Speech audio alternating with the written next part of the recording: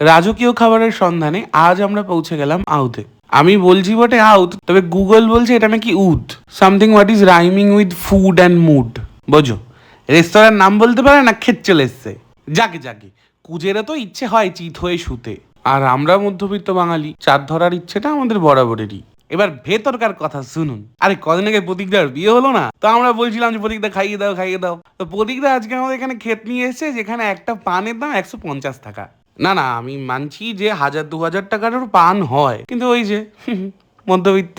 তো প্রতীকদা আজ খাওয়ালো শাহি পরোটার সঙ্গে শাহি হাঁসের ডিমের কষা, আর খাওয়ালো মাটন হান্ডি বিরিয়ানির সঙ্গে কড়াই চিকেন। না, খেতে খেতে মনে হচ্ছিল, বিশ্বাস করুন, যে পয়সাগুলো এমনি এমনি নেয়নি, বেশ ভালো খেতে।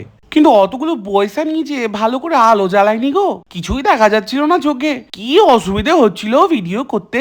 আমি যদি আগে থেকে জানতুম, বাড়ি থেকে হারিকেন নিয়ে যেতুম।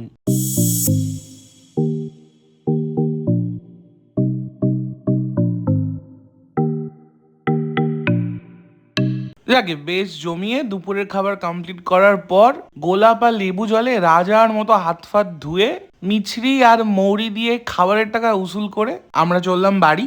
আজকের জন্য টাটা ভাই বন্ধুরা, অন্য কোথাও থেকে দেখা হচ্ছে খুব শিগগিরই।